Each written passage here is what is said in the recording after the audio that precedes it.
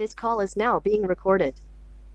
Assalamualaikum warahmatullahi wabarakatuh. Saya Siti Suratunafiatur Rohma, NPM 19081010067 dari kelas Desain dan Manajemen Jaringan A akan menjelaskan dua tools yaitu Wireshark dan Kakti untuk administrator jaringan.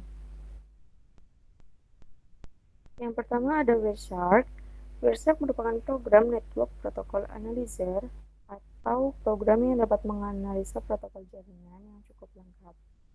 Bahasa pemrograman yang dipakai pada Wireshark adalah bahasa C dengan lisensi publik umum HNU.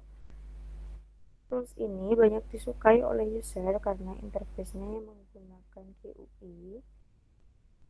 Untuk fungsi umumnya, dia dapat merekam semua paket yang lewat serta menyeleksi dan menampilkan data tersebut sedetail mungkin. Wireshark juga disebut dengan Protocol Analysis Tools atau paket sniffer. Digunakan untuk melakukan troubleshooting jaringan, analisis, pengembangan software dan protokol, serta untuk keperluan edukasi.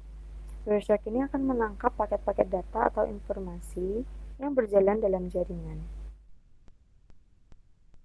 Selanjutnya adalah fungsi dari Wireshark. Ada banyak fungsi.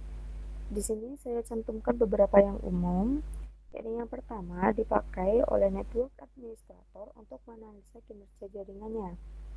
Kemudian untuk profesional jaringan, administrator jaringan, peneliti hingga pengembang piranti perangkat lunak jaringan atau software jaringan, karena tools ini merupakan software untuk melakukan analisa lalu lintas jaringan komputer. Dia juga dapat menganalisa transmisi paket data dalam jaringan, proses koneksi, dan transmisi data antar komputer. Wireshark dapat membaca data secara langsung dari Ethernet, token ring, FDDI, serial 3P, dan SLIP, kemudian wireless LAN dan koneksi ATM. Nah, selama bisa mendapatkan paket langsung dari jaringan, Wireshark juga bisa dimanfaatkan untuk menyadap pembicaraan via voice over IP. Selanjutnya, untuk fitur Wireshark. Untuk fitur Wireshark yang pertama, dia itu multi-platform, jadi dapat digunakan pada beberapa basis sistem operasi seperti Windows ataupun Linux. Kemudian dapat melakukan capture paket data secara real time, dapat menampilkan informasi protokol jaringan dari paket data secara lengkap. Nah, paket datanya dapat disimpan menjadi file yang nantinya dapat dibuka kembali untuk analisa lebih lanjut, dan filtering paket data jaringan, serta pencarian paket data dengan persyaratan yang sangat spesifik. Kemudian dilanjutkan dengan cara kerja. Jadi di sini yang pertama, cara kerja Wireshark itu merekam semua paket data yang melewati interface yang dipilih. Kemudian hasil rekaman ini dapat dianalisa lebih lanjut.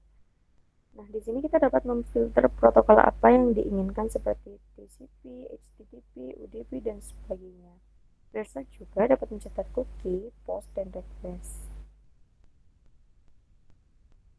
Kemudian kita lanjutkan ke tools yang kedua, yaitu Kakti.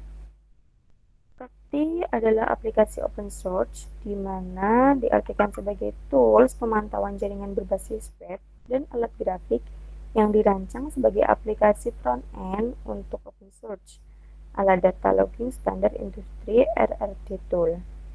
Kakti ini memungkinkan pengguna untuk memilih layanan pada interval yang telah ditentukan dan membuat grafik data yang dihasilkan. Kakti digunakan untuk membuat grafik data real series metrik seperti beban CPU dan pemanfaatan bandwidth jaringan. Kakti dapat memonitor lalu lintas jaringan dengan polling switch jaringan atau antarmuka router melalui SNMP. Untuk fungsi dari Kakti sendiri, yang pertama dapat memonitor jaringan dan bandwidth pada banyak perangkat sekaligus. Yang kedua, dapat menampilkan grafik yang rinci seperti traffic, research, dan uptime, memberikan notifikasi email, menghasilkan pemetaan jaringan, serta data hasil monitoring dapat tersimpan. Sedangkan untuk fiturnya sendiri, antara lain item grafik yang tidak terbatas, manipulasi data grafik, otomatisasi perangkat dan grafik, tempat perangkat untuk grafik, dan manajemen keamanan yang berbasis pengguna dan grup pengguna. Selanjutnya untuk cara kerja Kakti. Untuk cara kerja Kakti ini dibagi menjadi 3 tahapan. Yang pertama ada data retrieval, yaitu pengumpulan data dengan pola yang dieksekusi oleh operating system. Interval pengumpulan data dapat diatur melalui fasilitas penjadwalan yang tersedia di OS seperti Crontat. Kemudian dilanjutkan dengan data storage, yaitu untuk penyimpanan secara teratur di bawah /RRA. Nah, di sini filenya akan berbentuk atau berekstensi .rra. Untuk data presentation, yaitu data-data yang sudah tertata itu akan dipresentasikan dalam grafik dan ditampilkan oleh web server yang digunakan. Demikian presentasi yang dapat saya berikan. Apabila banyak kesalahan, saya mohon maaf. Wassalamualaikum warahmatullahi wabarakatuh.